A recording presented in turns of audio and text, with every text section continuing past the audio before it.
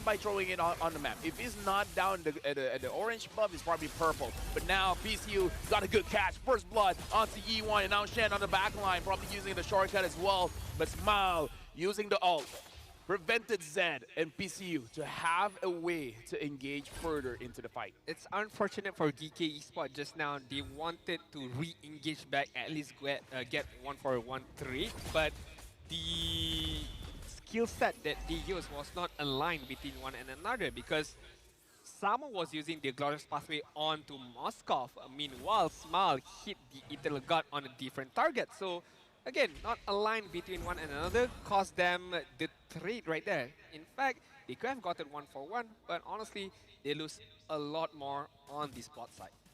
Yeah, right now looks like they have a very clear target here. Both PCU as well as Zed wants Carvey, and Carvey has used the Purify. So far Shen. they want Shen. Shen is in the middle of it. Wave the Dragon onto the chip. The chip still survives, but Lung is able to get a lot of gold plating there on the turret. Hey, I mean, good skirmishes by both sides, but neither of them get any particular reward in terms of kills.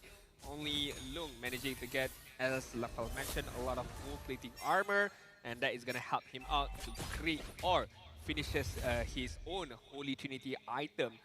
First item priority by KelVJ is going to be the Thunderbuck. He's going to be stacking it up quite well with his own basic attacks up against GK Esports. Shen, so far, as we mentioned, or as how I've questioned, how well does this shortcut is going to provide for himself. So far, no kills from the shortcut yet. Definitely Yaguai 1.6k ahead. And now they're starting the turtle. Fear of destruction, not hitting onto anyone, but now the shortcut comes in. But looks like the first kill is going over to Zed. Zed takes down Shen. Eternal God gets a good knockup onto KLVJ, but KLVJ is still able to survive. And now the turtle has been resetted. PCU doesn't have the Way of the Dragon. Probably not going to be able to engage here. Definitely Yaguai. They're still waiting on the call. Do they want to continue or not? PCU looks like he has to back off, and now the turtle has been reset again. Nothing to rush for the FYG. They can play this slow, they can wait it out. GK Esports will be the one who will take advantage of this and get that turtle immediately. Meanwhile, the FYG are going to try to focus on the mid side just now, but are not able to get anything in return except for that one particular kill on Shen. Yeah.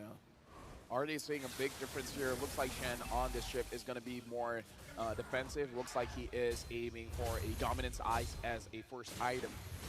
Probably to handle against Lung on this Moskov. PCU sees Shen. So far, Shen has been rotating a lot to the gold lane. Really trying to make sure that Carvey has a good time. But so far, even with the rotation coming in from Shen, does not look like Carvey is having a good time. Yeah, honestly, I don't want to blame Shem as of much, but right now Zeno is going to get kicked. Oh, the Spear of Destruction did not land on Zeno. Bit of miscommunication right there, but... Nah, and you know what happened? Yep. So the kick, he entered the bush, and because he lost vision, he cannot do the second part of the Wind Dragon. So that's why, like, I saw what Lung was trying to do, but yeah, it's unfortunate that he entered the bush.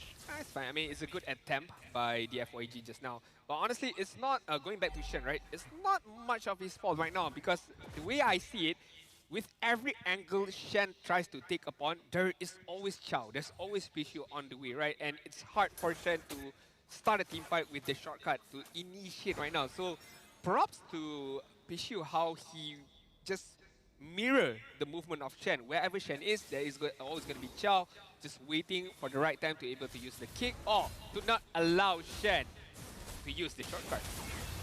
Looking at the items just now, there's a very clear difference in terms of gold lead here because Lung, in the previous game, in 8 minutes, he was able to get his Trinity item, but so far it doesn't look like he's anywhere close to getting his third item. PCU sees Samo, and they understand that Shen is there as well. And you can see that Shen is taking quite a lot of damage because he doesn't have any magic resist for now. And this feels like the fact that Shen could not move anywhere else except for in the bush. It feels like it's going to be a 5 versus 4 right now for GK Esports. So they are at a big advantage in terms of manpower because Shen can't do anything. And this is one of the biggest weaknesses of Chip, right? I mean, if you cannot open up your shortcut, you're basically somewhat, I'm sorry, kind of a bit of useless right now because you cannot contribute anything in terms of team fight. Right now, Honestly, them from Yaguai, they're just slowing down GK Esports. They're having a lot of man-to-man defense. Like, we see how Yuan is down in mid, making sure that no rotation is going to be done. And PC, like you said, he's just like, okay, where's Shen? Where's Shen? Shen's here. All right, Shen, how are you? You doing good? Have you eaten? You had lunch? You haven't? Okay, we can have lunch a bit later. This is what we call, although Pishu is not a Malaysian, but this is what we call the Malaysian hospitality, right? Wherever you are, we're just gonna follow you. We're just gonna make sure you're alright, you're in check, we know where you are, we know what you're doing, and that is what Pishu is doing to Shen right now. Just babysitting him to the max right now, mirroring at its finest. Oh yeah, right now Shen doesn't have any way to really move forward. Zeno taking quite a lot of damage from Lung and kill VJ. Shen as well, he's just gonna get pushed. He used the shortcut, but look at them from Yaguai. They're already exiting any kind of team fight perimeters. And KLVJ still has the Raging Sandstorm. It looks like he's not going to use it so far, but that's a good Raging Glacier. Smile had to flicker out of there, and now their focus is on the Shen, but Lung is able to take down Smile, while Zed able to take down Zeno. Did Lung hit the speed of destruction to get much nearer on Smile this time? I'm not too sure because the gap closer between Moskov and Petsana was immediately like Lung was on top of him. So I'm guessing yes, Lung did manage to hit the ultimate, get closer to Smile and got the kill. So props to Yuan right there, managing to get that two-man Frigid Glacier out of nowhere. Dude, Lung is amazing. He's been hitting all of this Spears of Destruction. Yes, there you go. I was thinking of Blade of Destruction. I was like, that's not right. Oh, and now they get a kick onto Shen. Nowhere for Shen to go. Kill going over to kill VJ, and now Different Yaguai, they're controlling the map once again. 6,000 goal lead ahead. Now the Lord looking very free for Different Yaguai. Not feeling good, Mr. LaFell. Not feeling good right now. 5-0 in terms of kill. GK Esport down. Almost 7k goal lead, and saying that this is a one-way traffic is an understatement because GK Sport can't seem to do anything as of now. I mean, the fact that your roamer cannot start a team fight, even with a shortcut, is very much worrying. Yeah, looking at the goal difference here, one of the biggest difference is in the jungler. 8.5k for the Nolan, 5.7 for the Julian, almost 3,000 goal difference here.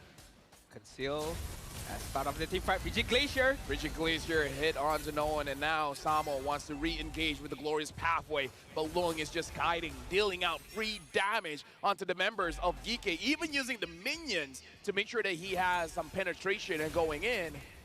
And now GK, they already lost the top inhibitor.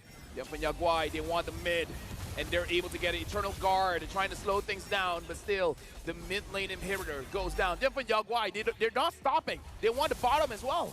This could be a 1 lot and 3 inhibitor turrets, but GK Sport focusing all their energy and efforts trying to protect that bottom inhibitor turret, and they managed to do that. But honestly, to be fair, that is still a massive win for the FYG with 1 Lord.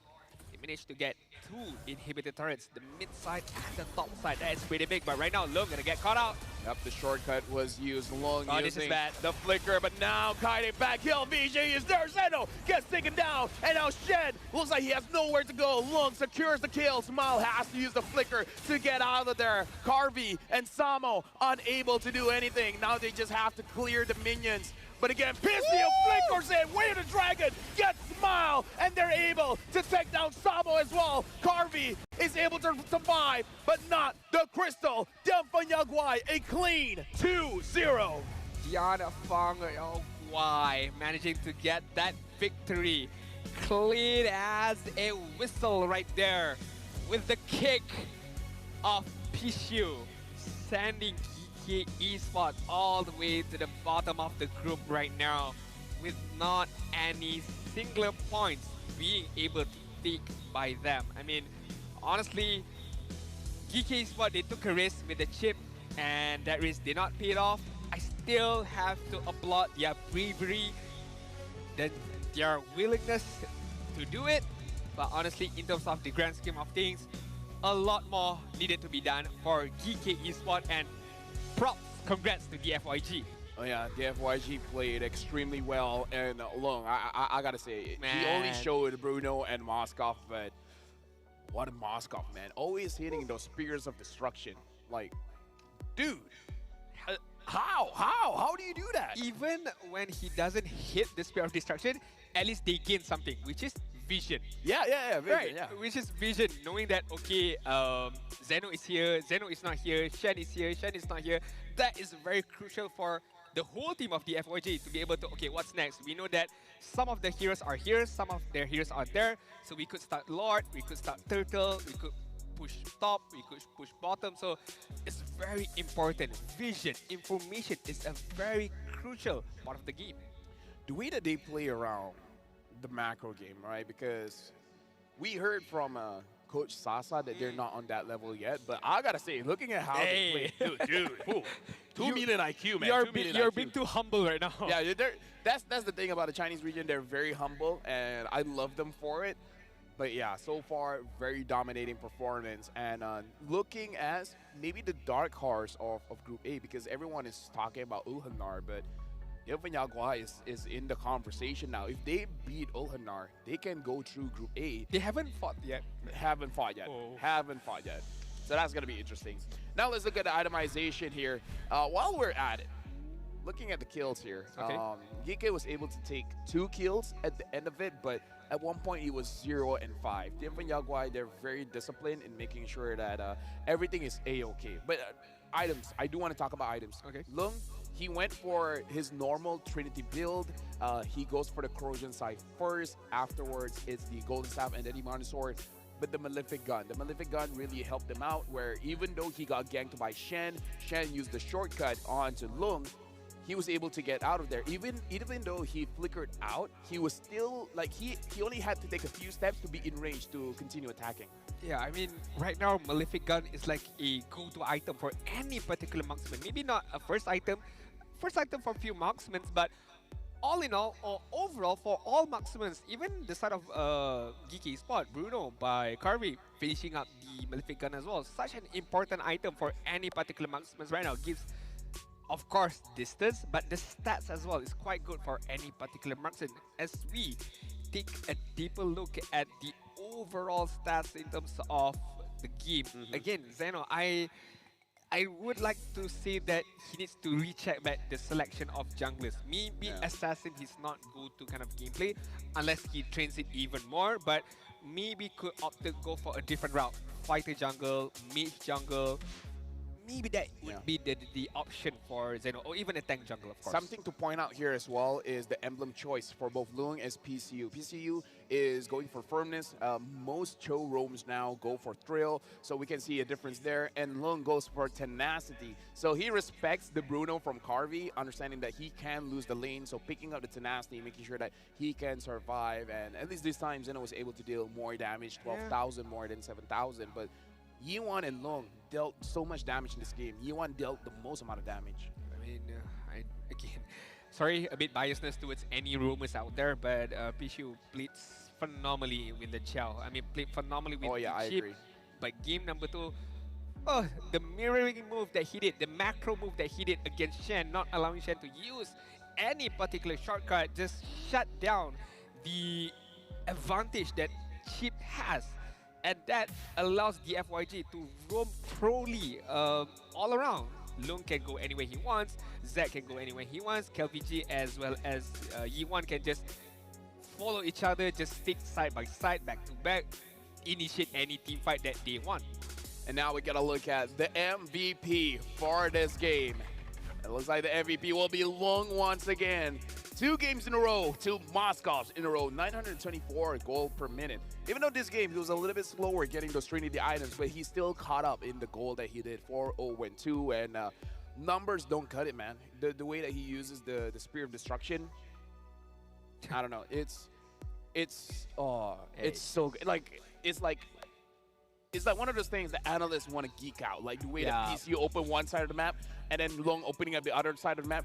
This game, the map, the Land of Dawn, was so open for Genpon Yaguai. I agree. I mean, with the roaming capability by Pishiu, with the Spear of Destruction by Lung as well. Hold on. Yes, it was a Spear of Destruction. It was, because the way that I look at it, Lung was, in fact, further away by Smile, but how did he managed to get the kill. Definitely gonna be the speed of destruction. But I do agree, any analysts, any color casters out there, or even individual who are in love, in depth of the game, would geek out about the things that Lung did, would geek out as well what Pishu had did. The small things, the little things that contributes a lot in the grand scheme of things, in the overall gameplay of TFYG. And now we got to look at the standings here between Dianfeng Yaguai. Right now, they're at the top. They're #1 here with 2 points, and Ulhanar only having 1 point. But that will change very, very soon because Ulhanar will be playing again today, and if they win that one, and if it's another 2-0, then they'll be on top of Dianfeng Yaguai, making it ultimately between both these teams who will make it out of Group A. But that is if Ulhanar can win against Nightmare. Correct. And with that being said, I'm pretty sure Geeky Esports are not able to qualify even further, although they do have one more match in their hand. So it's going to be a similar case as the Mongols. Just get any particular experience that they can under their belts, and of course improve much more further and to grow as a team, as a region, even further in the world of Mobile Legends Bang Bang. But so far for Group A, definitely the eyes upon the FYG and Ulhanar, who will make it out of Group A. We shall see very, very soon. Either ways, amazing games for today. We have 2 more best of 3s, but you're not doing the other 2 games. Yeah, I'm not doing. Are you doing that? No, I'm not doing the other 2 games. No. After this, it is going to be both Staffa as well as Husky that will be covering for us. Not really covering, but you know what? We're changing shifts. We're changing shifts. But speaking of which, we got to talk about the Asian Esports Games. It will be between the 25th of November all the way to the 27th of November. The largest MLBB women tournament in Southeast Asia will be held in Bangkok, garnering participants from 20 nations from various regions spanning across different parts of Asia and the Middle East. It is the last MLBB women tournament of the year, presenting itself as the perfect platform for MLBB women players that are eager to prove themselves. MLBB is for everyone, and I love this. I love it a lot because one of the reasons is I'm casting that game. Ah, interesting. One of those days. Hey, shout out to you. So I can't wait for that. But for you guys, buy tickets! They need to come here, come down Day here. 1, Day 2, it's open! Get it now! You get to witness 16 of the world's best teams clashing out here. Where? On Day 1 and Day 2, here! Move on the chair. stage. Move the chair a bit. Move the chair a bit. Nice! I think it's not that big of a difference. Yeah, but you know what I mean. Grab your tickets. Hey, the amount of people complaining that they can't get the tickets. Get it now. Like right now, you can get it, guys. Regular sales tickets, Day 1, Day 2 of the Swiss stage. Imagine, God knows how many games that you get to see. 8 games per day. Different teams. I'm not God, but I know. Yeah, but different teams as well. That's the main, I would say, benefit. Normally you would come there, say maybe 4 teams. Dude, this LED is different. This LED, yeah, is you need to insane. come here. You need to come here to understand. Like, Gosh. just this thing is amazing. But speaking of, coming up next, Ulhanar will be fighting against Nightmare. So that's the match that we have to see. If Ulhanar wins, then it's going to be an impressive matchup between the Chinese region going up against the ECA. But if Nightmare Esports, surprise, surprise, defeats Ulhanar, Ooh. we got an interesting Group A. That would be very, very interesting, to be fair. I can't wait for the next game, but of course, we're not going to be on stage. We're not going to be on desk. We're going to maybe enjoy it at our own leisure time. It's been fun casting with you today for English. Safal, take it away. We're going to change to Husky and Staffa. So Yeah. we'll see you guys tomorrow. But after this, we'll be them. Bye-bye.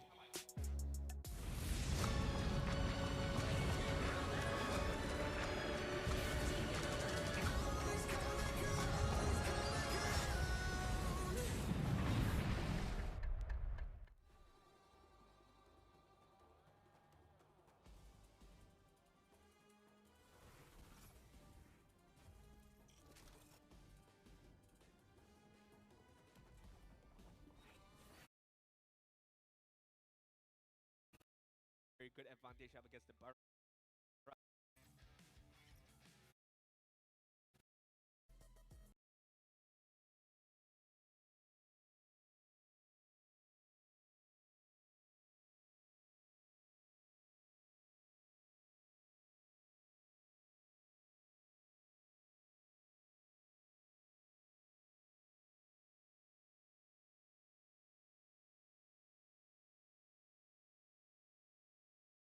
lost yesterday.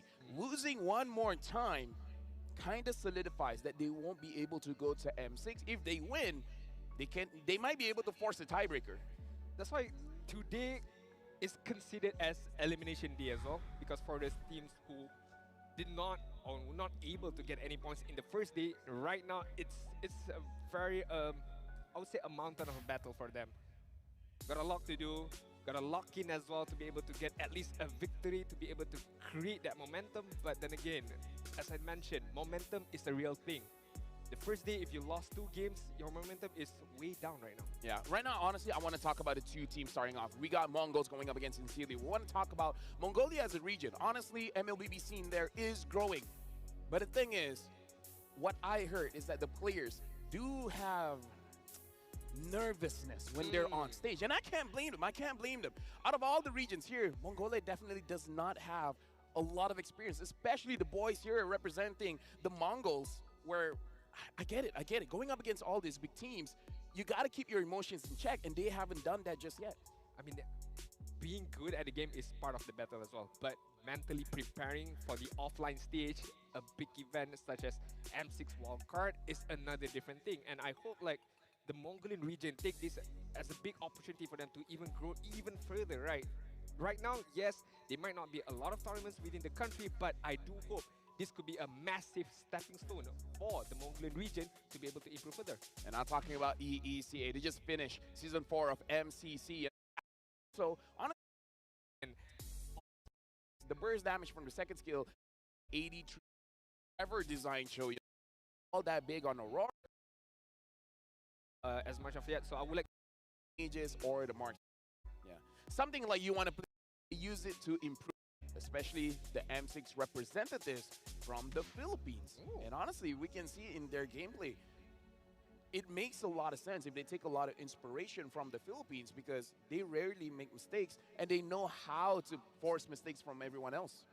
I like to point out the willingness to admit mistakes. Not everyone are able to admit when they did anything wrong. Yeah. To be able to admit it and to be able to recover from it is definitely a big thing. And as you mentioned, Lavelle, taking inspiration as well from the M6 representative, especially from Philippines, is a big factor for them. How they improve themselves as a player, as a team as well, being able to perform at the highest level for now. And I really, really would like, of course, honestly, I would like 2 teams to be able to make it to M6 from wildcard, but there's only one.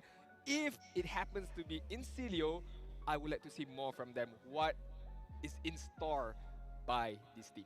No, honestly, like, they have a very good chance here, because you just watched the play of the day, which is Reaper on that Aurora, able to steal away the Lord, swap the items very fast and make sure that he survived the engagement. Look at this. It looks like they want a fight, but while they're moving forward, they're moving backwards as well. They're putting they're putting enemy team into their own box. And I was actually watching a different clip there. But anyways, they know how to manipulate the team fight.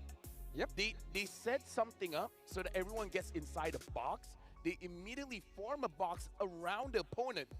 And then once they're trapped, there's nowhere for you to run, and you just got to take free damage. So honestly, Insilio, props to the coach. The coach is doing an amazing job, because the team is playing like a fine oil machine. I agree. I mean, would you say that they take kiting to a next level? Oh yeah, for sure. How they be able to manipulate those team fights, as you mentioned. They look like they want to start a fight, but somehow backing off, but at the same time dishing out good amount of damage as well. It's not easy to be able to teach as well as to practice those kind of team fights. I have it.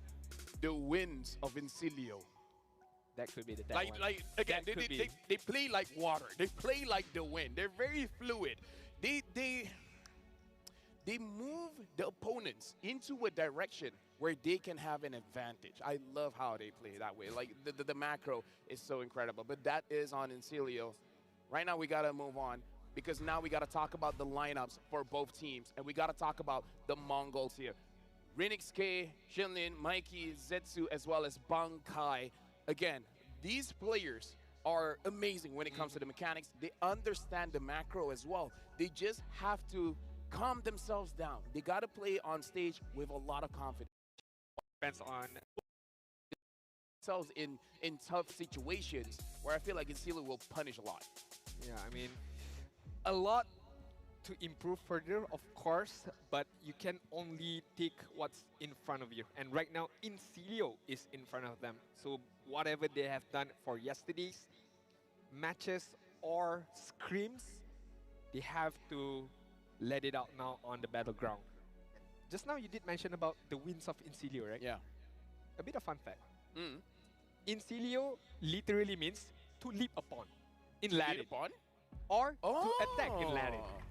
So, I mean, it's mentioned here, are they going to be a hyper-aggressive team? Not necessarily. Like, yes and no. They're Yeah, yeah. aggressive, but not hyper, not unnecessary. I agree. I think that's the one. They're not unnecessarily aggressive. But now we jump into the first draft of the day here in the wild card. It looks like Incilio will be on the first pick. Mongols will be on the second pick, which for now, fun fact, here in the wild cards, team in the second pick, 66% win rate. We'll see how that translates later when we go to the Swiss stage. But now let's look at the bans here. Eve, Fanny has been banned out by Coach G, and Coach Buyo has banned out the Jushin as well as Gato Kacha, where both Jushin as well as Fanny, 100% ban rate. I mean, again, we can't see both of these heroes on the wildcard stage. To be fair, I would want to see a Farsa could be picked up here as one of the first few pickups, but I love Farsa, but I don't know, man. so far, the wildcard teams haven't been that wild just yet. You know, they're like, whatever the matter was a few weeks ago, we're sticking with it, because once you see the once you see the picks, a lot of the nerfed heroes are still being picked up, and you know, to be fair, they do good. it could be day one nerfs. Yeah, it could be day one nerfs. Yeah, Just trying to pick up something much more comfortable for them to be able to play with. So that's why the Chow, the Auroras, you've been seeing quite a lot and doing quite well as well. I mean, 100% win rate so far in the wildcard stage. For the side of the Mongols right now, the last ban before we move on to the first pick, the Chow is going to get banned out. I mean, they also know the stats. They also know the numbers right now. Yeah, Incilio, they were amazing yesterday with the Matilda, but looks like they're picking up the, oh my god, how can I forget about the Hilda? Hilda picked up, and now Coach Buyo picking up the Khalid as well. Again, very flex. You can put in Rome, you can put in EXP, but if he's in the EXP, let me tell you, this Hilda is not going to allow him to move around the map. From an amateur standpoint, in ranked games, I played Hilda against Khalid. Yeah. I bullied the Khalid. Oh yeah. I mean, Hilda is 2+. it's too strong. Too strong. You can out-heal the Quicksand Guard just by staying in the bush. And you can kind of out-damage the Quicksand Guard as well. So if this Khalid is going to go up against the Hilda, it's going to be a tough battle for the Khalid, man. Yeah, you know what, I'll agree with you there. Something that has been buffed recently, that a lot of teams are experimenting to deal with the Hilda is Fredrin in the EXP. Okay. So far, no one has picked it up just yet. And there you go, the fun fact that you mentioned. Incilio literally means to leap upon or attack in Latin. It's the sign that it will be hyper-aggressive. Not hyper-aggressive, but it's enough. But now, moving into the drafts here, Coach Buyo has picked up the Khalid as well as the Alpha. Very strong front lines, maybe able to deal with the Hilda, but again, it's maybe. Incilio, Coach G picking up the Beatrix quite early. However, you know, I can respect that. Beatrix is amazingly strong right now. I don't mind at all, especially pairing up with the Loui as well. Could teleport her back onto the back line to be able to dish out a good amount of damage and to be able to avoid confrontation against the Alpha as well as the Khalid right now. Yes, Mongols have good frontliners, but they need to be able to dish out tons amount of damage, especially against the Hilda with the heal, with the shield that she has as well. So I'm not too sure. I'm looking somewhere along the lines of a Nathan right now, or maybe is it too early? I'm even thinking of something to punish the Hilda. Maybe possibly something like a Tigro, picking up the Tigro early, because if not, then it's most probably going to get banned out. Honestly, for Mongols, they don't have an answer for the Hilda.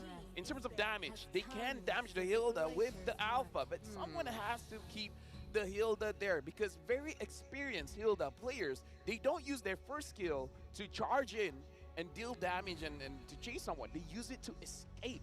So they need some kind of lockdown, and they have it with this Aurora. I can see the logic.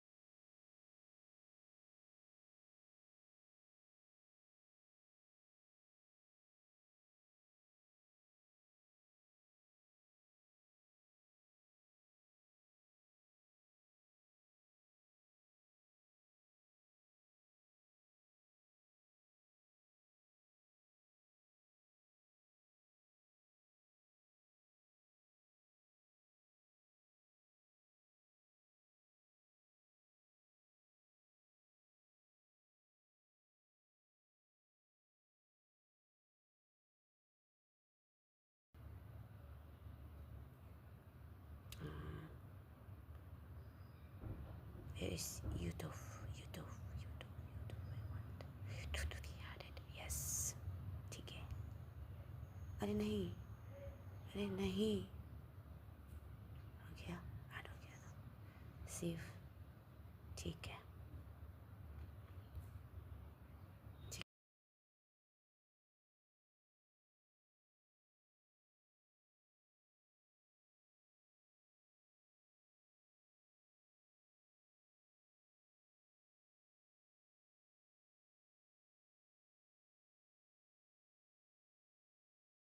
Piecing right now, because looking at the Mongols lineup, right, you have Alpha, you have Khalid, you have Aurora, and you need to be able to land your skills. And to be able to land your skill, you would hope that the opponent has very low mobility kind of hero. Hilda is not that low mobility.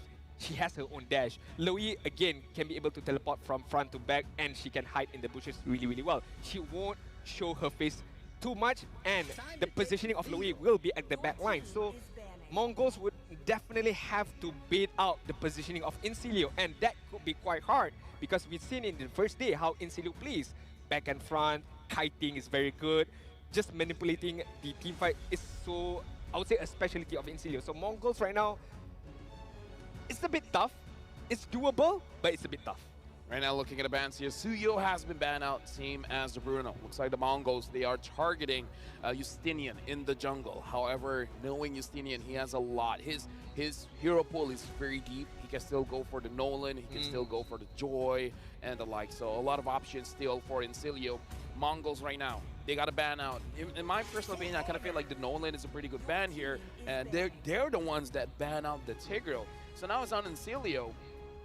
If they want to get rid of long-range marksmen here, honestly, the Natan is not a bad shot at him. Yeah, I mean, the Natan, again, in general, there aren't many magical defense items to be able to withstand, to be able to, you know, protect against a Natan. So that's why I would opt to go for the Natan up against this Incilio's lineup. To be fair, I don't know if they are comfortable enough to play that. You could go somewhat of a safer pick. Something like a Curry could be an option. A bit slow, but I think you would be able to follow up against an Alpha or a Khalid as well.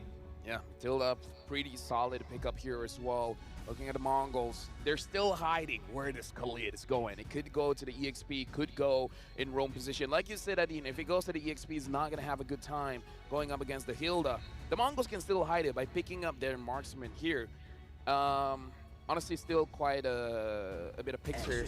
They used the 1-1 as well as Melissa yesterday. But they're picking up the Granger. This is a debut pick.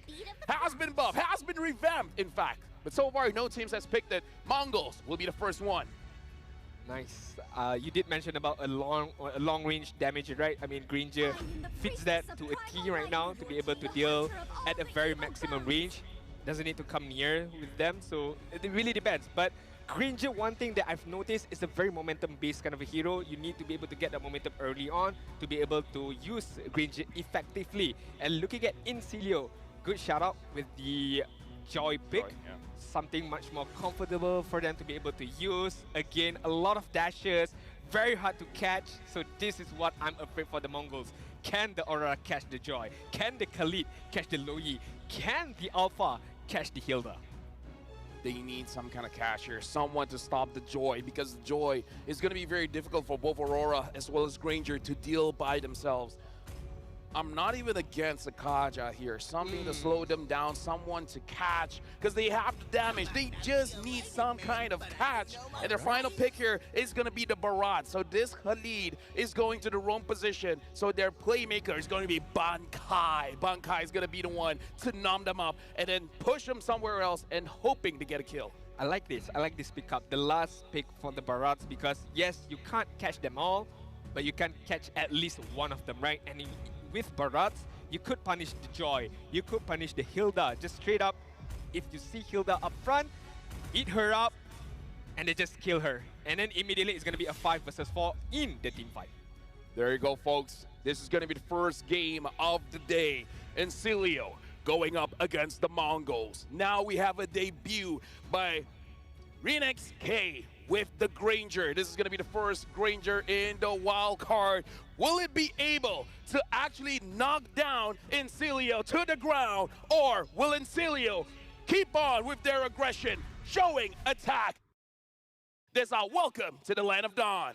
Welcome to the Land of Dawn, ladies and gents. This is gonna be the first match of Day 2 wildcard stage. The Mongols up against Incilio. It's a do-or-die match for the Mongols right now, and the Barat is gonna go up against the Hilda. Should be able to, I would say 50-50, but I'm still leaning towards Hilda because I mean, such a good hero nowadays. Oh yeah, honestly, very good hero. However, I have not been using the Barats at the EXP for quite a while now, so I'm not incredibly sure about the movements here. But now for you guys at home, the M6 Pass is available from the 18th of November all the way to the 29th of December. Complete all active tasks during the event to reach level 75 for free. Get amazing rewards including Claude's Battle Emote, MC's Glory Avatar Border, Boxia's Battle Emote, and the new special skin Boxia Dauntless Shield for free. Claude's MC exclusive skin, Challenger Spark, Prime Skin, Cosmic Blaze, M6 exclusive, Claude figurine, Claude Sacred Statue.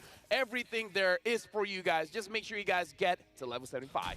Correct, right there. So, back into the game right now. First minute mark, of course, there aren't going to be a lot of aggressive gameplay by both of these teams. Both of these teams need to be able to get level 4, the first item as well, and of course, the first turtle. Very interesting here. I'm looking at two war cries coming in from the Edith as well as the Louis. So looking like they want to do a little bit more damage here. And looking at the Granger. So the Granger is going for Thrill, Weapon Master, and yeah, looks like he's just wanting full-on damage. He's not looking for a movement speed or a defense. With the Impure Rage as well. I mean, this could go back to their own name, right? Being hyper-aggressive. This could be the playstyle of Incilio right now for this particular match. They know that they do have the upper hand in terms of their draft, but Reaper right now taking a good amount of damage. That is not what you want from the Louis. Yeah, so far Shenlin is doing quite good at actually harassing the Louis. The Louis is stuck at level 3, and the Louis has to go back, so probably going to miss an entire minion wave. The Mongols, the mid duo, is doing quite good, and now they are controlling the turtle here. I mean, this could be a free turtle for Mongols with the crowd control that they have, but Maniac is trying to make a move right now. Oh, Justinian looks on Zetsu. Zetsu secures the turtle, and right now Maniac is in the front line. Shillings immediately goes on to Reaper, and now Lovely wants to continue the fight, but looks like the Mongols are escaping. They're happy with just the turtle. I like how they play that. The Mongols, they know that they do have the upper hand in terms of team fight with the ultimate that they have, but for now, Shenlin. Yeah, Shenlin is all alone going up against Tree, but the flicker makes sure that Shenlin doesn't actually get executed there. Okay, good by the Mongols. Good start by them. Winning those fights, winning the neutral objective is good for them because they are very strong in terms of team fight, right? I mean, they do have the Aurora, they have the Alpha, they have the Khalid. 3 crowd control skills that be able to lock down Maniac or to lock down Justinian just now. But as I mentioned, and the Barats did that as well. You see the Hilda up front, just use the Detona's Welcome, eliminate her immediately, and then you can win the next team fight because you have the upper hand in terms of 5 versus 4, and that is what they did. Although they did not get the kill, but the idea is there by the Mongols. Yeah, right now, honestly, the Mongols are playing quite well. They're playing very passively, but in a controlled way. They're not overextending. They're not making any silly mistakes. Looks like first item priority is going to be the Malefic Gun instead of the Blade of Despair. So looking like the matchup against the Granger here, probably a losing matchup, opting for more range. I don't mind that at all. I mean, to be able to play safe at a distance, right? That could be the idea for Don't. Not wanting to confront immediately because, I mean, Granger do smack upon anyone on that lane as well with the skill set. So right now, Don't is just being able to survive. I mean, mitigating any particular risk so far. Yeah, the Rhapsody is nasty from Renix K. But now looking at a turtle, so far it does look like the Mongols. They're positioned a little bit better around the turtle here. Zetsu, Bankai, as well as Meiki is there to make sure that if anyone wants to challenge this, they can fight back. Bankai, first item priority, is the Thunderbelt, and he's going to be stacking that real soon. Turtle has been stood up by Zetsu here. No contest at all right now. I mean, yes, Maniac and Lovely is there, but They aren't able to do anything. They just have to witness Zetsu again in getting that second turtle so far. I mean, right now they are kind of like focusing on Justinian as well as Dawn to be able for them to get the itemization for the Beatrix as well as the Joy, and waiting for the right opportunity to be able to pounce on the Mongols. So far from the Mongols, playing it quite passive, just focusing on the neutral objective so far is the idea for them, but... Oh, diversion onto Red XK, and there's nothing he can do. First blood for Dawn.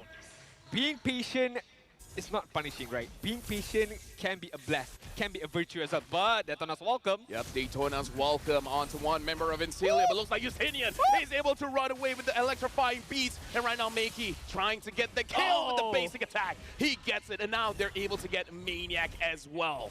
I mean, 2 for 1, that could go the side of Mongols right now. Yes, their marksman was being taken care of on the top side, but the reaction, the time.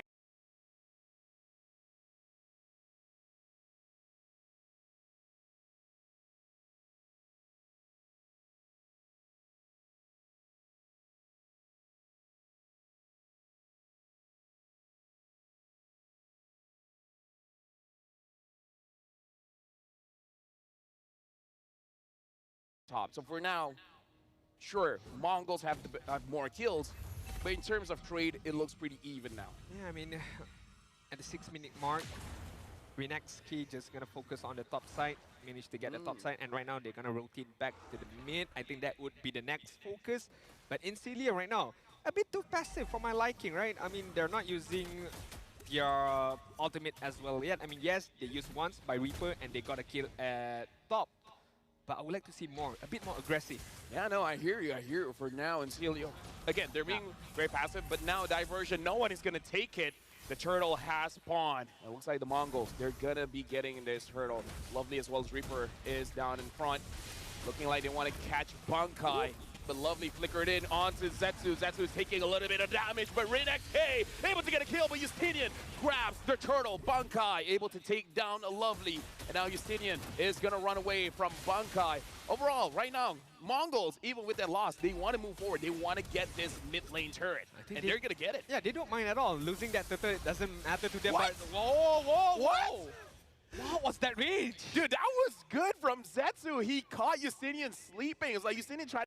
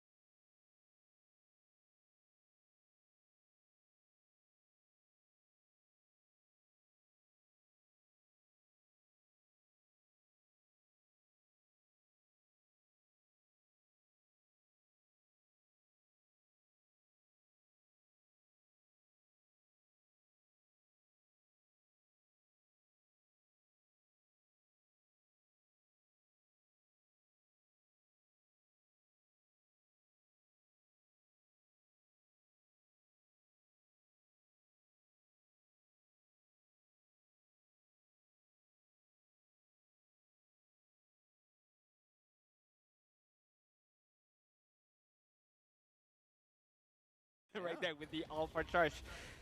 Right on point. As they were about to take that mid turret, they also got the life of Justinian. 5 for 1 at the 7-minute mark. 2K goal lead by the Mongols. This is quite surprising by the Mongols right now. Again, do or die, it doesn't matter for them. They are stepping up. And right now, Lovely being in the front lines. Bankai still having Flicker? the flicker. He used it on the Hilda. And right now they're dealing the damage. Maniac's gonna get taken down by Bankai. Zetsu misses the Spear of Alpha. And it looks like that's all they're gonna get. So far, Bankai has been the playmaker for the Mongols. I like the flicker, I like the aggression as well, both by Bankai as well as Shenlin right there. They know the targets are clumped up in one particular area and they all dove in and managed to get a kill. And right now the Mongols are kind of in the driving seat right now. Oh, yeah. 2.7k goal lead, almost reaching 3k. In Celio, I would say they are caught off guard somehow. Oh yeah, they were. Yeah, I mean, a bit too passive so far. Yes, the Divergent have came in from Reaper, but so far, only 1 kill in, what, 8 minutes of gameplay? I would say it's because of Shenlin, right? Shenlin so far, as this Khalid roam, is able to move around the map and actually spotting out in Celio. Always understanding where Lovely is, where Reaper is, so that nothing is really a big surprise for them. So I kind of feel like shoutouts to the roamer from the Mongols, actually making this macro play from the Mongols possible. Looks like Incilio wants that bottom turn. And look at that. Look at the roamer. Look at Shenlin. He's having eyes on the movement of Incilio. I'm not so sure how he understands how Incilio moves around the map, but he's doing a good job. He's always there, knowing where they are. Yeah, at least gives out the vision, having the information as well. Is the diversion have been used or not? That could be a vital key point for the Mongols to plan out their next move. Maniac, first item priority would be the anti-Keras right now. Yes, a good item, but Renax. Justinian, electrifying beat, trying to get him, but Zetsu is there. Zetsu saves him. Killing spree with the Spear of Alpha. That was so surprising. Renax K has no HP left.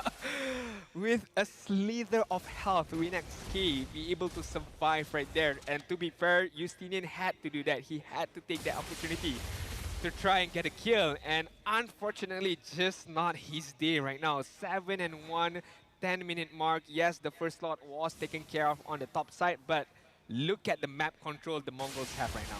Let me just say, this might be the caster curse or whatever, man. Like we were talking about Celia, but look at the Mongols. The Mongols are showing up. They're looking like the ones that can win game number 1 against Incilio. Incilio is the one that looks like they're trying to look for opportunities to fight back, but they don't have the opportunity just yet. Yeah, I mean, looking at the item build as well, Granger 1 item ahead of the Beatrix, the Khalid having the Radiant armor to be able to withstand the Loyi as well as the Edith. Looking at the Alpha, very tanky as well with the Winter Crown to be able to use it very effectively, very aggressively. And honestly, for the side of Incilio, other than Justinian only would have the good amount of damage to be able to deal upon the Mongols and to be able to survive. But hey, I mean, yeah, look at the goal difference here. Look at the goal difference for the EXP. That's the biggest goal gap so far among all the players here. Looking at the goal gap in gold, it's pretty big as well, but the biggest is definitely the EXP. 4,000 gold for Maniac. First item in 9 minutes. I understand he wants to build components first, but that's a pretty late first item priority by Maniac. And normally you would want to prioritize the Thunderbolt and to be able to stack it up immediately, right? And if this game goes until 20-25 minutes, that could be good. But right now, the Diversion not showing themselves yet. They know. Oh, and then he charges it, finds 3, and now Lovely trying to escape. Reaper is so low. Lovely as well. Shannon is in front line. Renax K gets the kill. Zetsu goes in with Alpha Charge, and now goes on to Don't moves back in, and Don't gets taken out. Triple kill for Renax K, and now Bankai with the killing spree. Justinian is the only one alive for Incilio. The Mongols are gonna look for him. You know what? It's only Shenlin. Shenlin is making sure that he delays his recall. Oh, no. Justinian is going to have a very hard time to get back, and this could allow the Mongols to take the first inhibited turret on the mid side. But can we just rewind back on how they knew Incilio was in that particular bush? The instinct that they have, like something is not right. All the lanes, everyone is missing right now. It's too quiet. It's too quiet. It's too quiet here.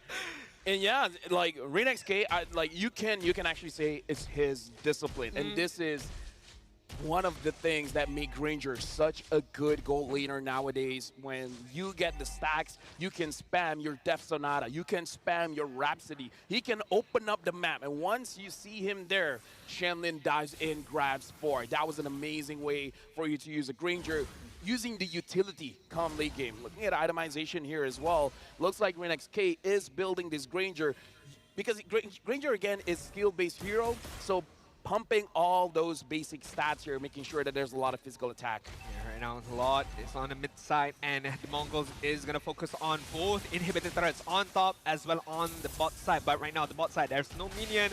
Incilio would have not much of a difficult time to be able to clear that Lord, but the next wave is gonna come immediately after. The Mongols are gonna focus on the bot side, having the next item for Miki just now. Wishing Lantern is just gonna pump up even more magical damage against Incilio. 1-0-8 for this Aurora. So far, has been outstanding. Adin, it's been about, like, look at the Mongols. Right now, hovering around 9,000. 9,000 gold difference for the Mongols here. And what is this? A War Axe on RenXK. I haven't been playing a lot of Granger, man, but I have not seen a War Axe. Like, this could be the item build for a Granger now. I don't know, but this is very interesting. Like, I feel like all the Granger players are watching, and they're asking questions like, is this the new build? Is this the meta build? Or is this just a RenXK thing? It could be both. It could be both. It could also be an item that you just pick up once you're well up ahead, right? To be able to pump up even more basic attack. You know, there's a bit of movement speed on that item as well to be able to run away from Joy, Justinian just now, focusing on Granger himself. So, not too sure. We shall see how does it affect. But honestly, at this point of time, having 8.5k gold lead, 11 kill to 1, good map control. Any item I wouldn't be, you know, questioning about whatever he builds right now. Right now, RenXK, the only defensive item that he really has is the Rose Gold Meteor, because his only threat is Justinian. Looking at the stacks here, 678 stacks. He killed, like, I don't know how many minions at this point with 678 stacks. He can use Rhapsody, or, like, look at his energy. It barely goes down. And this is why I'm seeing themes going for gold lane instead of the jungle, because in the jungle you get the stacks slowly, but as a gold laner you saw that 15 minutes in, almost 700 stacks. That could be a very good case on why you should put Granger on the gold lane right now, to be able to farm those stacks as efficiently as possible. 15-minute mark. The third Lord, if I'm not mistaken, right now is up upon us on the top side. Incilio not moving an issue, but right now moving forward is lovely. Bankai just gonna flicker away from the onward use by the Edie. Yeah, he's gonna be very careful there. Renan Dope with the Renner snipe, not hitting onto anyone, checking the bushes here. Looking at the Mongols as well, they're not forcing the Lord, they're still controlling the waves. Incilio, they're in a bit of a trouble because the top side at mid, oh, look at RenXK just pumping damage with the Rhapsody, and Shenlin is trying to get an angle. And RenXK with the Death Sonata as well. What is Incilio gonna do? How are they gonna come in?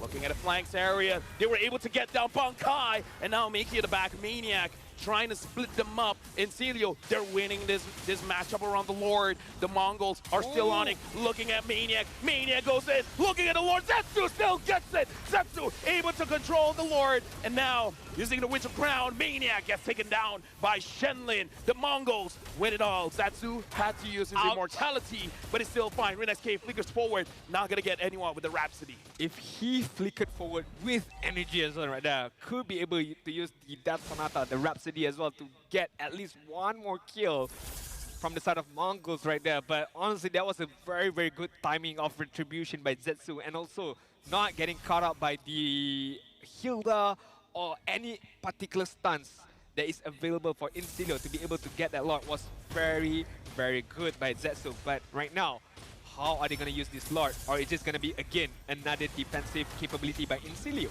Well, Death Sonata all the way, just trying to pump as much damage as he can. The Lord has been taken care of. Incilio has made sure that the Lord doesn't enter the base. Justinian tried to get onto RenXK.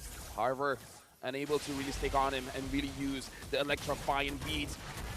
Bankai eats one member. It looks like Lovely is the one that got caught. Lovely is gonna get taken down, but no, he actually went for it. Oh, no. Gets a shutdown, but Bankai gets Lovely. Maniac is taken down as well. And now the Mongols, they're still looking at the base. The base is hovering around half HP. 4 members here, but looks like they can't force it. And Celio clears out the minion waves. I like how the Mongols play there. Very disciplined, very good communication. But right now, Shenlin, gotta be careful. Taking a lot of damage. The Justinian isn't Oh, gonna no. force it. Redux, hey! Flanks to the side and able to help double kill for Miyake. And now they've ended the game. Mongols wins against Incilio. When their backs up against the wall, they bounce back, they pounce back with aggression, with their own dignity as well right there. And that Granger pickup, honestly, that is the difference maker right there. Being able to farm up really, really well, effectively, efficiently as well. And look at the damage that he pumped out at the last moment of the game. Yeah, honestly, looking at the reactions coming in from Incilio, they look stunned. They are not sure what they were supposed to do in that matchup. I gotta say, props to the Khalid, because he's able to slow down the rotation so much. But yeah, the poking damage from the Rhapsody, from the Death Sonata, like that's...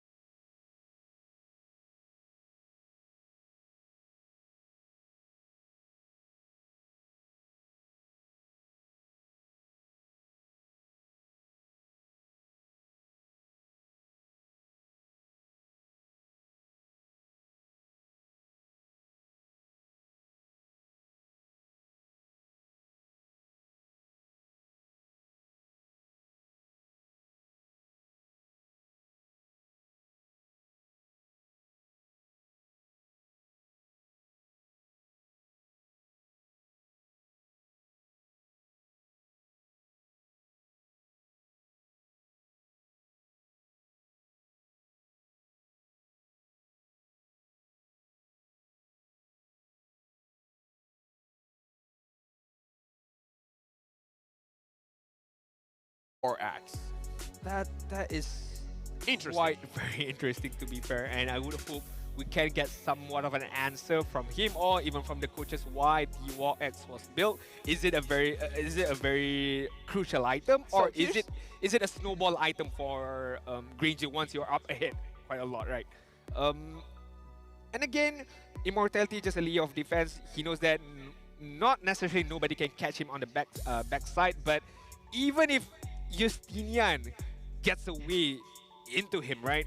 I mean, I'm pretty sure Justinian have to deal with a good amount of damage by Aurora, by Alpha, by Khalid as well. And speaking of Khalid, just a good all-around defensive item to be able to withstand a good amount of damage and also to stay alive for him to be able to roam as much as he did.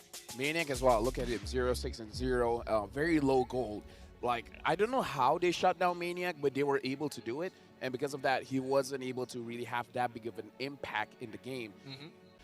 Maybe that's the build. Maybe just, I don't know. Like, I feel like the damage is good, but what I really like that Redux game brought to the table was vision. Extra vision. Just Death Sonata on every single bush, and then you'll figure out if someone's there or not. Yeah, I mean, to be fair, Granger... Maybe that's why you pick up the War Axe, because if you hit someone, you get War Axe stack. So when you see a stack go up, then you know someone's there. Maybe. I'm just, you know. Yeah, that could be a good shout as well. That could be bushes without entering the bush. Is a very, very advantageous stuff that you would have on your side up against, again, a Louis with diversion. And honestly, from the get-go, it's, I would say, one-way traffic for the Mongols, securing the neutral objective, 3 lords, and also 2 turtles from the get-go again, having Aurora, having Khalid, and having Alpha. I question a lot on how they're gonna catch Justinian, on how they're gonna catch the Hilda with the mobility that she has. But it's proven that's not a problem. We just play with our own strength. We group up together, we are very strong in team fight, and we layer our ultimates one and another. Yeah, Renex K dealing the most amount of damage there. 67,000 damage. Again, most of it is probably just poking around, but again, we can see that his build definitely did a lot of damage here. Shenli took a lot of damage. Bankai as well, being very strong frontliners. Maniac, 134,000 damage taken. Ugh. He took a beating in this game, and someone skill shot based. So you can miss your skill shots, and someone can body block your skill shot. So he's amazing going up against front lines, but going up against back lines is going to be more and more difficult. This is amazing by the team. Everyone just jumped in, Raging Sandstorm, and look, he opened up the map. It's like, oh, someone's there. But no, the reaction is so fast. Maybe they know. They know. They know. They know. This is somehow they know. She knows. She knows. She knows. Because immediately the Khalid opened up the Raging Sandstorm without knowing someone was there. Or that timing could be very much similar with the Death Sonata. So honestly, I would like to feel, or I would like to think that they know. They know that somebody is there in that particular bush, and at the end of the day, honestly, it was a very good all-around gameplay by the Mongols. And yes, it was a bit of a shock kind of a performance by Incilio. Maybe they were shocked as well, not expecting this kind of gameplay, this kind of aggression coming from the Mongols. But hey, this is the wild card. She knows. She knows. And I know she knows. By the way, Granger might be a thing. Granger might legit be a thing. Day number 1, we didn't see any Granger, but after what Renex K has been showing, it could be good. Yeah. And you know what is good? You know what is good, Adin? What is good? Tell me. Hello Panda, hello Panda. Something like that. This is Hello Panda. Fill your game with Hello Panda crunchy biscuits filled with creamy chocolate, or in our case, this is strawberry. The ultimate snack to keep you energized. Level up your day and visit Hello Panda's website for more. Hello Panda, hello Panda. It's I'll figure out the rest of the verse sooner or later. Cause give me one more day. Give me one more day. One more day. I'll get it. You look so manly with the suit and all, right? I mean, you look stunning as well. But when you sing the Hello Panda, it's just it doesn't. Hey yo, what's the shade? What's the shade? Use a that real man. use that real voice. Man. Use that voice and sing the song. A real man eats Hello Panda. Hello Panda, hello Panda. Something like that. Honestly, it's a like very that. good snack. Very quick, very easy to eat as well. And yes, it does keep us energized for the next game, because it's gonna be very important. Imagine a world where the Mongols win. Imagine a world Where Mongols win 2-0. where Mongols win 2-0. What would happen? What would happen? You have to try it. You gotta have a cinematic voice. Yeah, I can't. You know, okay. For example, for Renex K, we asked, after boot camping in the Philippines and MY, what do you think about each region? And this is his voice. Philippines ranked games are harder. MY ranked games feel easier. Wow. The scrims, on the other hand, are hard in both countries. But overall, I like Malaysia more. I don't like the emoji. It doesn't feel like he's it doesn't serious. feel authentic. You know, it doesn't feel like he was serious about it. Yeah, I like Malaysia, you know. Shout out to Niso, by the way. Niso probably likes the cinematic. Hey, no. In a world. All right, go ahead. Wait. We have one more. You can use it again. Oh, we have one more. All right, this night is from Coach G. How did you end up coaching for Incilio? Hey, all right. Before this, I joined IHC as a temporary coach. It was in Almaty that I met Incilio. IHC and Incilio were scream buddies then. Coach Ren, head coach for Team Spirit, also recommended me to them. Most of the coaching was done online, and due to the time zone difference, practice sessions for me ran from 8 p.m. to 4 a.m. 8 Damn. p.m. to 4 a.m. Damn. Sounds like a gamer's life. Such a gamer's life that I gotta stop using this voice. I cannot relate at all, honestly. 8 p.m. I need water. 4. That is almost 12 hours of practice / training session. That's crazy. But hey, that is the sacrifice that you have to make to be the best, to be one of the best as well. So props to Coach G right there, and I'm happy that he has his opportunity right now with Insidio. Shout out to Trex. Apparently he wants me to do a cowboy voice. Oh. I don't know, partner. Yeehaw all the way. All right, we're going to draft. No. I'm not gonna get myself into trouble. Yeah. We're going into the draft here, Andy. We're going into the draft. Okay, I'm glad you did not continue down that path, that road. Okay, drafting phase for game number 2 right now. Sir, How will Insilio bounce back, or how will Insilio respond to the aggression that the Mongols have provided in game number 1? We started with Mongols will be on the first pick, as well as Insilio will have the benefit of the second pick. And to be fair, again, 66 win rate for second pick teams. This could be good for Insilio, but if Gatot and Chow has been banned out, meanwhile Insilio banning out the Juxin again, 100% ban rate, as well as the Fanny. Yep. Fanny, Jushin banned out. Still leaving quite a lot of things here open. I wonder if Insilio wants to take away the alpha, because so far, Zetsu. Oh, now I'm starting to see the theme. Zetsu, Bankai, they like Bleach. Ah. Oh, they like Bleach.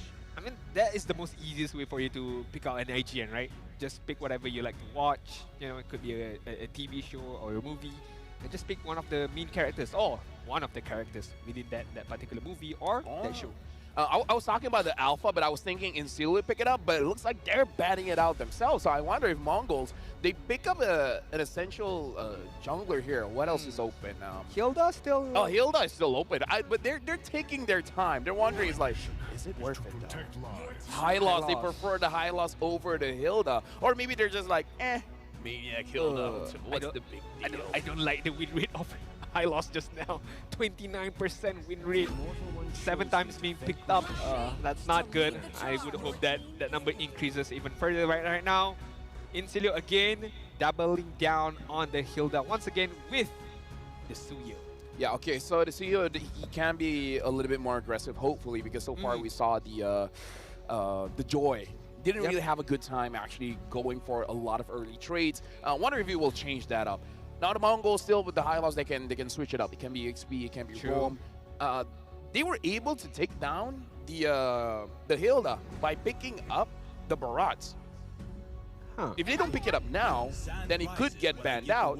But it looks like they're not picking it up at all, because they're gonna opt for the Khalid as well as the Aurora. So this, actually no, they can swap. They can do whatever they want. Yeah, I like the saying that goes, you know, if it's not broken, why would you want to fix it? So again, the Khalid and the Aurora did well in the first game, proven that how they played, they could get a very good result out of it. So again, using it for game number 2, could be the same job desk, could be the same responsibility by the Khalid.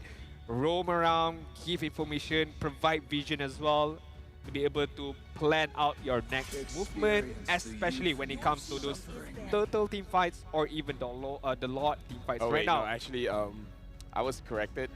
I was thinking of Ichigo's sword, but Zetsu could also be Naruto. Of the villain. Yeah, the the guy, the black and white guy. Yeah. The yin yang guy. But then Kaguya, again, I don't like Kaguya. But then again, you have Bankai over there, so like, it's I more think towards- Zetsu's in Bleach too. I think so as well. I don't Okay, know. Granger Okay, band. okay, yeah, Granger band. Right? Good band. Granger band. I like the band. Don't give anything comfortable for Wait. Renexki. But okay, so Renek's case so far, he hasn't used the same hero twice, if I believe. He used the 1-1, and then he used the Melissa, and then he used the Granger. If he wants to, I mean, he doesn't need a hero like Granger, because again, the Louis is not there. It's always good to open up the map, but it's not necessary now, because you're not going up against a Louis.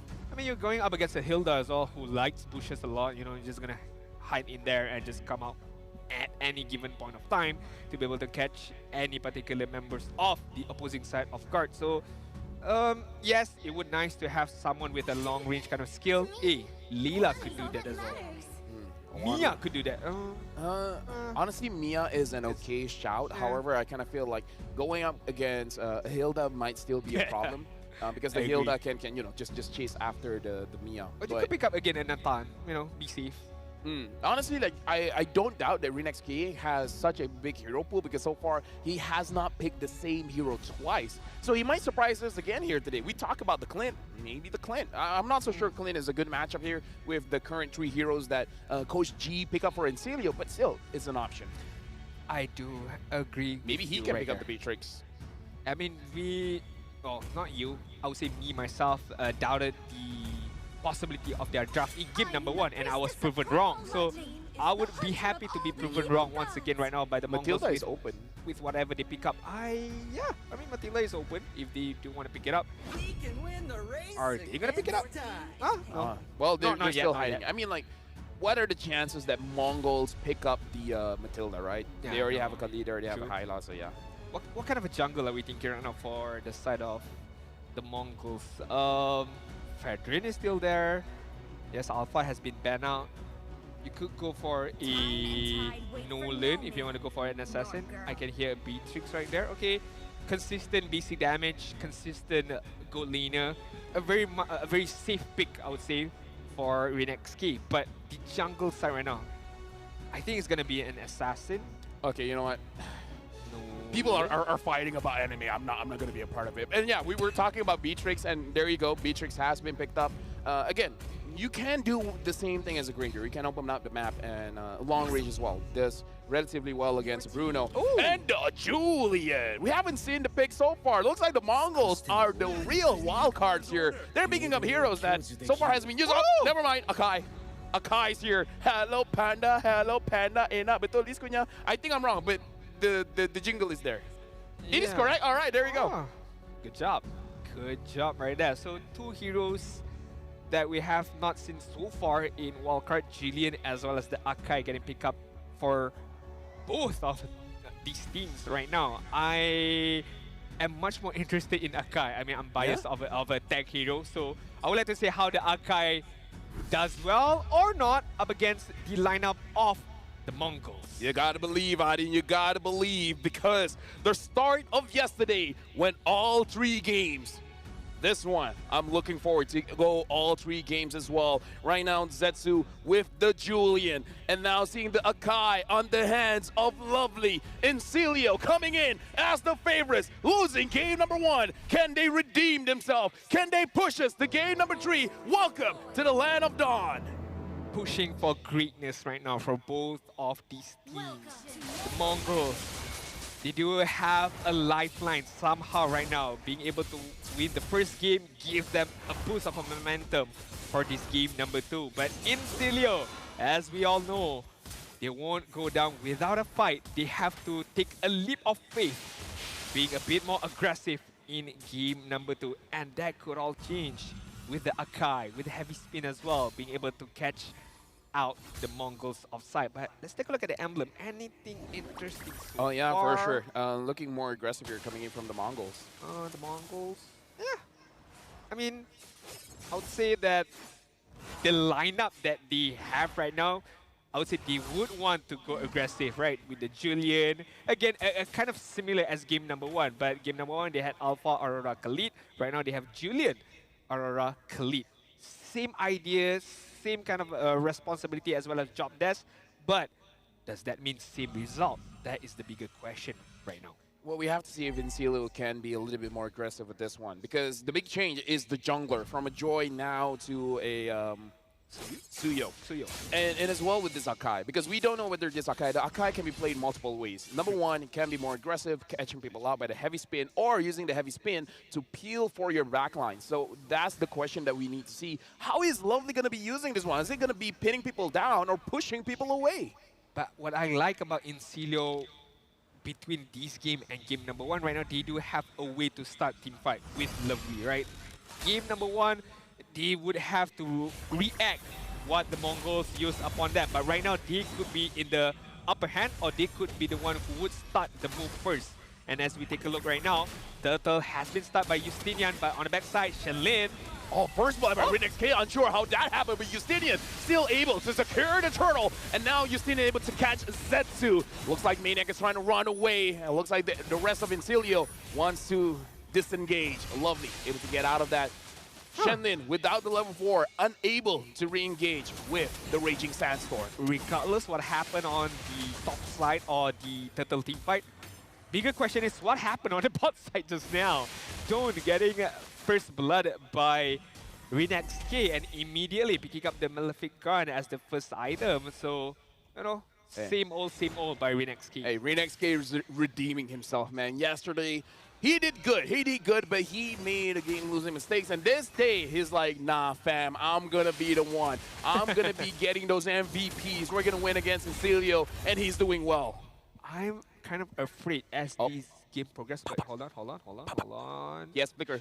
Shotgun. Oh, no. Okay, He's not doing it. You're pressuring him. You're pressuring him. I'll shut up. Okay. So right now, Reneski, I mean, okay, so far he's not like sacrificing his life for nothing right there. Yes, being aggressive is quite good because not allowing the Bruno or Dawn to be able to farm up well could be a very, very good point for the Mongols right now. On the top side, Bankai have to use the Glorious Pathway defensively right now. For now, it does look like in Steelers, they're not being all that active. They're not proactive, they're being more reactive. Even though they were able to grab the turtle earlier, but I don't know. So far, they're not really using Lovely to start a fight. Yeah. It's more about, I guess, pushing people away. I'm kind of afraid a little bit because you have a very, very good early game hero with Suyo as well as Lovely being able to pin anyone down. But as you mentioned, they're not using that at all in these early stages. They're just farming up, you know, allowing Justinian to get a few more levels, a few more items, as well as Bruno. So this could bite them back when we enter the mid-game stage where the Mongols are much more superior. To be fair, it's going to be hard to pin them down. The only way that they can do it if Zetsu goes in and then he pins him down with the heavy spin. Maniac is on the back line. So right now, Mongols, they're actually trapped on both ends. But it looks like they're the ones being a little bit more uncomfortable. On left and right, you got Lovely as well as Maniac. So they're actually caught in some sort of a semicircle here. It looks like they're not going to get baited in. They're not going to be taking free damage from either side. I mean, the fact that both EXP laners are just ignoring their own lanes right now, focusing on this turtle, and neither of them are, you know, brave enough to start this fight. They're just hovering around, waiting for the right moment, waiting for the right timing as well, or one of these members slips up or make a mistake. That is the time they could pounce. So I'm not too sure how long can they be patient about this. They need to start a fight. They need to do something right now, or else it's just going to be a back and forth fight. Well, Justinian try. Oh, Mickey flickers forward, unable to catch anyone with the Frigid Glacier. So far, no one is caught by Incilio. Incilio is looking very safe. It looks like no one is going to start something. You were right. You were right, Adine. Mongols, they tried to start something, but Incilio was able to escape. So no aggression is going to come from Mongols. Nope, Justinian, yeah. That was a... I don't blame him trying to get a kill, but you still have to remember Aurora have the passive, and right now, Lovely flickers in, able to catch one, taking a bit of time, but Zetsu eventually falls. Shenlin, is he gonna try and get this turtle? It's not gonna be worth it, buddy. Reaper secures the turtle for the team. Bankai flanks, but no fight is gonna continue. They're just gonna protect the mid lane. I was gonna like give credits and props to the Mongols right there. Being able to catch Justinian out was really, really good. And I thought that, okay, this could be an easy turtle for the Mongols, but Lovely had other plans right there. Being able to pin down Zetsu right there and immediately kill him. But in the mid side, looks like Lovely has been caught. Miki will secure the kill. Not really catching with the Frigid Glacier, but still caught nonetheless. Oh, Renex K! Oh, he's too far forward. He's going to get taken down by Don't. But no, Shenlin goes on to Don't as well as Maniac. But looks like the Mongols, they don't want to overstay their welcome. Now even the Suyo is there. Bankai gets caught by the Frigid Glacier. And now he's going to get taken down as well by Justinian.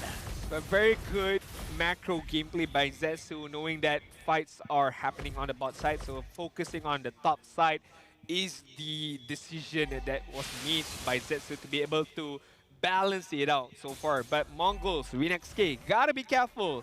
Gotta be careful being too aggressive without having the knowledge of is anyone there on my left-hand side, and that punish him really, really bad right there. Or else, I mean, it could be a free kill for him to be able to get that Bruno. Yeah, in game number 1, showing some sort of spider sense. This game, not really there. Justinian now having the War Axe, so 2 items on, well, Justinian. So far, Zetsu is still waiting on the second item. Looks like he is going to build that Feather of Heaven. So far, yeah, in terms of the items, everyone is basically equal. No big goal difference by either team. And Silu is ahead by 500, but it's more or less just one component. Okay, right now it's much more closer comparing to the first game just now on the 8th minute mark. Insilio have the lead, but only by so much, 300 gold on their side. But Lovely, gotta be careful right there. Yes, you are tanky, but if RenXK gets a few more items, those basic attack is gonna deal a good amount of damage against that Panda. Yeah, Justinian finds RenXK, so RenXK has to be a little bit more careful here, make sure he doesn't get caught again. Definitely Zetsu. Because, yeah, Zetsu has to be careful as well because he's been caught once by Lovely, and maybe that's the goal of the game. Lovely, you just look at Zetsu, everyone else, just let someone else handle. Yeah, Zetsu gotta be careful as well if he wants to try to get this retribution off, but Glorious Pathway has been opened up. Looks like Maniac tries to find an angle, unable to get it. So far, Bankai hasn't gotten anyone with his ult. Same as Lovely. Lovely still holding on to his heavy spin. Now don't having that Malefic gun, he can start poking from afar. Oh, he flickers forward, Frigid Glacier onto 2, and now RenXK able to take down Reaper. Lovely trying to pin them down, but Zetsu grabs the kill, doesn't have enough damage. Justinian as well, trying to find an angle. Maniac, all 3 members of Insilio looking for a way to actually engage into a fight because the Mongols, they're only at half HP, but no one can move forward. I know that yesterday's play of the game is an Aurora. Today could be another Aurora as well. That 2-3-man Frigid Glacier was super on point to start out those team fight, but right now, Insilio! Yeah, Maniac was able to get a kill. Shendin went a little bit too far forward because looking at the HPs here, Insilio, they're very healthy. The Mongols, they gotta be careful. Even Reaper is here now. Can they make that miracle play again? I don't think so. I don't think so. Insilio would have this lot covered as well. Maniac gonna fall down to the Frigid Glacier. But honestly, that was very, very good by Insilio. Yes, they were caught up by the Frigid Glacier earlier on, but as you mentioned, they were much more healthier when that fight progresses even further. And the Mongols right there, they loses out that team fight just because their HP just wasn't there. And also, on the bot side, was pushing in on their next turret. So, Insilio, having the first slot, they need to be able to get back the momentum, especially the map control on the 10-minute mark. That was the wins of Insilio.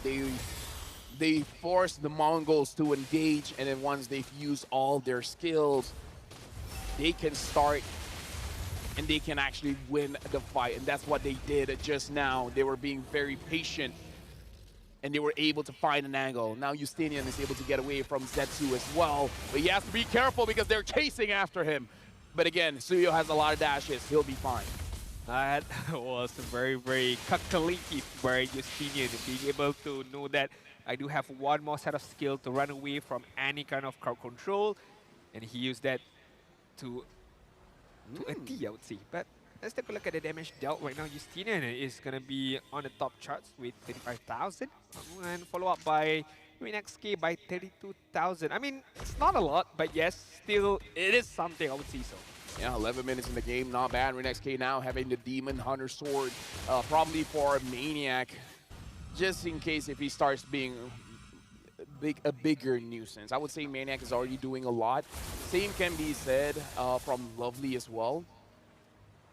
So yeah, I can respect the early Demon Hunter Sword here because the front lines is causing so much problems. The back lines they can deal with. It's just the front lines that's becoming an issue here.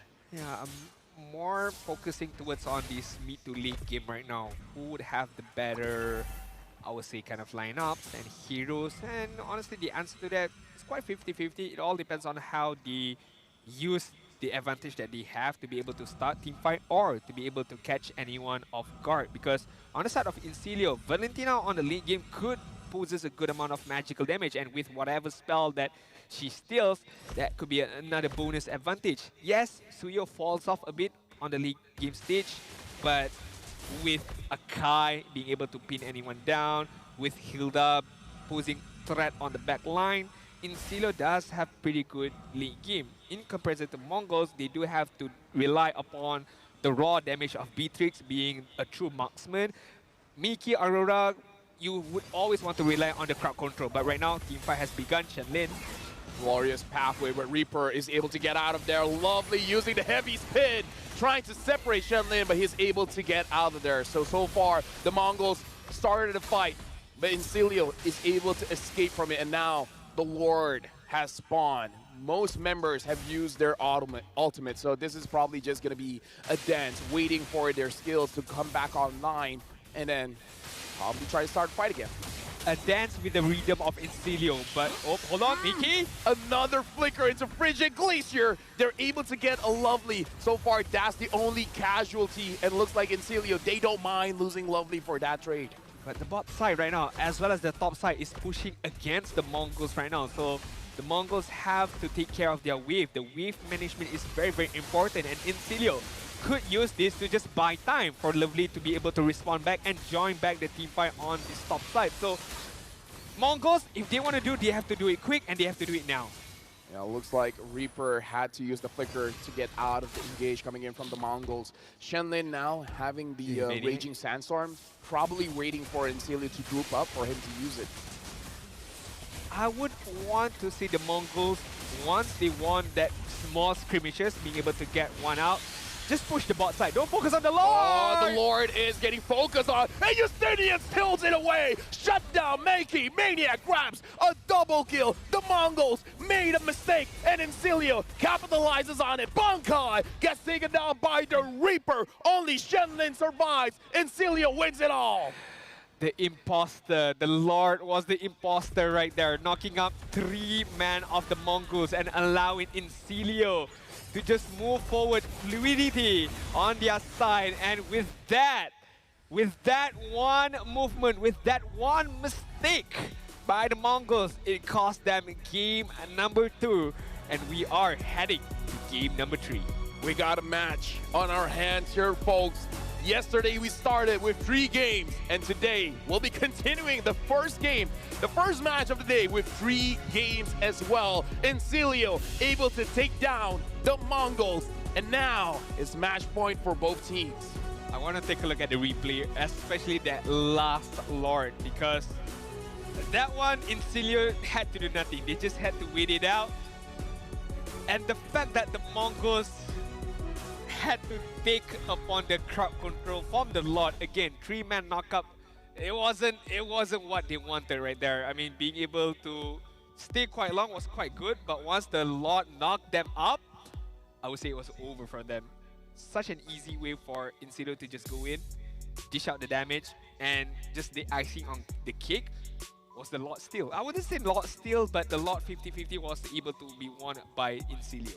You know, that's just RNG, man. Like, I honestly, even I didn't notice the Lord knocked them up, but if that really happened, then, you know what, GG's Lord. You made this game 3 possible for Incilio. But I gotta say, Makey was very proactive. Yeah, a lot of times, like the moment the flicker is up, use the flicker, Frigid Glacier. Sometimes you're able to get multiple members, but in the final moments, only able to get Lovely. And again, Incilio, they're okay playing without Lovely on that. Like, their draft doesn't depend on Lovely. They can still play around without him being there. Yeah, I mean, for the Mongols right there, I did mention about once they get at least 1 kill, 2 kills, I would want them to focus on the bot side, because their bot side was losing. They hadn't had the chance to get at least the tier 1 turrets yet. And they lost because of the wave management on the top side. On the bot side was pushing against them. So they had a lot of things to cover. They have the Lord to be able to, you know, kite around. They need to handle their top side. They need to handle their bot side. So all of these things crumble upon the Mongols, and they couldn't come up with a good result, especially when it comes to those Lord team fights or even the Turtle team fights. Yeah, it's unfortunate, but even when you're playing games, you have chores to do. You got to do some house cleaning there, and they weren't ticking the boxes. I do agree. Like, they don't have to force the Lord someone has to keep an eye on the Lord, but everyone else, they can start moving the map around. But now let's look at the itemizations here. And again, looking at the draft, I would say it's pretty equal. We have new pickups here in the wild card, both the Julian as well as the Akai. I would say neither really had that flashy of a showing. 132 and 135, but again, they served their purpose. They were like, we can see Lovely. If you have an opportunity, catch Zetsu. If you don't, just push people away. Make sure that Don't doesn't get caught. Make sure that Reaper doesn't get caught. Yeah, well, Lovely did have one good moment early on the game where he managed to catch Zetsu, and everyone from the Insular side just dished damage upon him and killed him off, and that made Insilio get the first turtle earlier in the game. But taking a look at the item, I like how the Malefic Gun is, becoming much more of a priority item right now. Even the Bruno as well as the Beatrix pick it up early on the stage to be able to withstand or to be able to survive the laning phase even much more efficiently. Looking at Justinian, of course, you would want to go for the Blade of Despair, the Hunter Stride, as well as the Malefic Roar. Not much complaint by me so far by how Insilio played. Just stick with your own gameplay, wait for the right timing, and wait for Lovely to be able to catch anyone out. If no, it's okay. We just have to kite around because, again, that is Insilio's specialty. Folks, put your votes in. Do we put the play of the day over to the Lord, knocking 3 people up? We've seen Zetsu on the Julian couldn't get a 3-man knockup. Even Minotaurs, we don't see a lot of Minotaurs nowadays, but Akai could get a 3-man heavy speed. Yeah, but the Lord, man, the Lord got a 3-man knockup. Shout out to the Lord, And now both Mongols as well as Insilio, they got to prepare for game number 3, where we have to see if they have more surprises. It looks like Shenlin on this Khalid, they roughly understand how to work with it. And maybe the Khalid is strong against the Luyi that they were trying to use. Maybe against Reaper on the Valentina. He kind of doesn't care. I mean, also having the knowledge of the first game, Insilio adapted well on how Shannon plays and how well that he roams around the map and just, I wouldn't say necessarily hard counter the Khalid roam, but just play much more better, not giving too much information. Also, the reaction time by Insilio was much more faster now. That the fact that, okay, we lose one side, we gain on the other hand. So this game for Mongols, it's unfortunate, but look at Zetsu. Only 14,000 damage dealt. To put that into perspective, Bankai did 11,000 and Shenlin did 16,000. Yeah. When the roamer does more damage than your jungler, and your jungler isn't like a Fredrin, it's a Julian. Yeah. Julian can deal damage, but this does show that he does not have a lot of angles for him to actually go in and fight against Insilio. So maybe that's something that they need to adjust. Unsure whether Zetsu is not comfortable on the Julian or just with this draft, it's very difficult. Yeah, honestly, that's quite surprising as well. But right now, let's take a look at our MVP for game number 2. It's going to be the Hilda used by Maniac 3, 1, and 5 in terms of KDA right now. Not much, I would say not much, sorry. He doesn't need to be flashy. He doesn't need to be fancy. Just do a good amount of job. Dude, he glow up. This is a glow up. He went from 0, 6, and 0 to now 3, 1, and 5. I agree.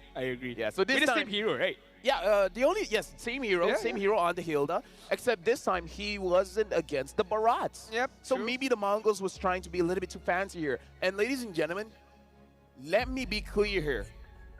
The Mongols need to win. Because if Mongols lose here, high chance they will be eliminated. Agree. So whether they want to or not, if they want to go to M6, they got to win against Insilio. They have to bring back that Game 1 performance and how they played really well. Oh, this is a mistake by ReNextK. Yeah, being too overconfident, I would say, not knowing where the teammates of Insilio are would be the death of them. Yeah, that was the 3-man knockup right there. That was very unfortunate for the Mongols. The fact that they stood next to each other, got knocked out between one and another, and again, easy pathway for Insilio to start a team fight and to end that team fight, as well as end the game immediately. So that was Maniac's highlight, but let me bring up something. Sorry, yep. Do you remember high loss win rate and you were sad with the fact that high loss win rate seems a bit low? Yeah, well, that game didn't help it out.